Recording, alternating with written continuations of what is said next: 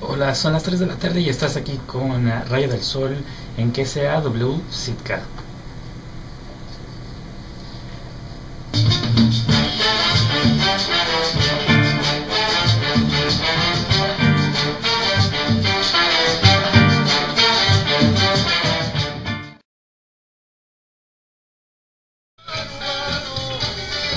It seems on your show that you really span the spectrum of all kinds of different kinds of Latin music, not necessarily just like rock en español or. Well, yeah, just because it's in Spanish, you know, there's every sort of genre that you could think of, from, I mean, just classical, instrumental, you know, that sort of arrangements to more of the salsa or rumba, cumbia.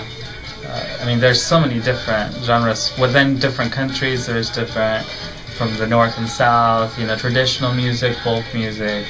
So I really try to expose as much of that to the audience and really show them that there's a variety of things, whether they like, you know, I do specific shows sometimes dedicated to certain genres, but for the most part I like to vary it up and just see what's out there. And you know, but I like to mix old and new, not just focus on the new. I myself like rock music, but I find myself running across pop music that I like, that I never heard before, or new groups that are coming out, and I mean, it's just interesting to really just have a look at that and really experience it all. I mean, might as well. You know, we're so secluded that it's really nice to be able to experience that and share that with the public and be in touch in that sort of way. So. Awesome. Yeah.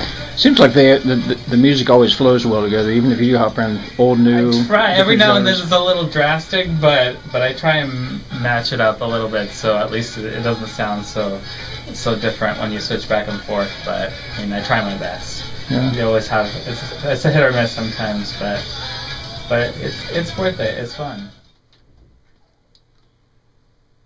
Como te decía, acabas de escuchar un poco de Café Tacuba. Eso fue en vivo con MTV Unplugged y eso fue esa noche. Ahora seguimos un poquito más con Aldo Aceño y esto es María.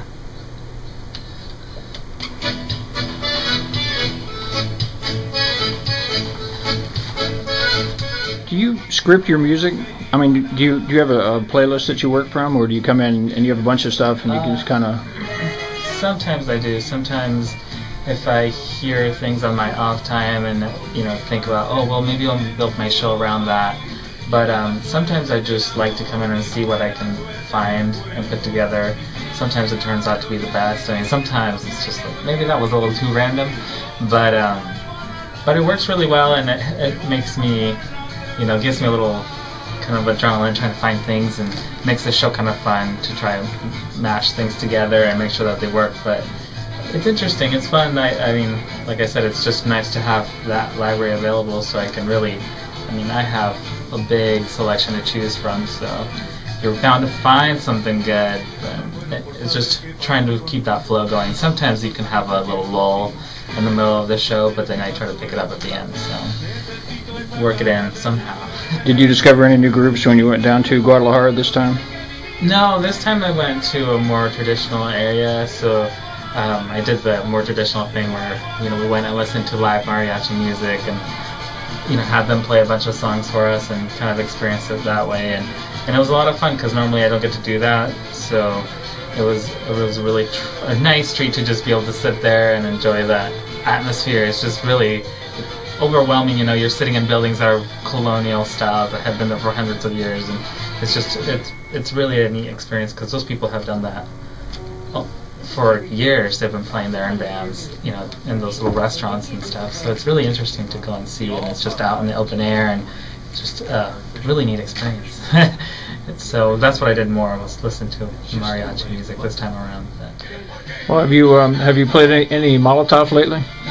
I have, actually. I have a nice compilation that it has them, Café Tacuba, and another group called Camila. And but yeah, no, like I said, rock is my favorite genre. So I always look with a lot of rock bands Spanish-speaking rock bands also do a lot of tribute to older songs from different genres. So sometimes when I run across that, when they have covered a song, it's really neat to listen to their take on it and how they can change it, but still you can tell it's that same song, and it's really neat to do that. And plus, a lot of their music is not radio friendly, so it's really a good point for me to listen to the music before I play it. Screen it, yeah. Yeah, sometimes it does tell you that it's explicit or it's radio version, so it helps a lot as well to have that.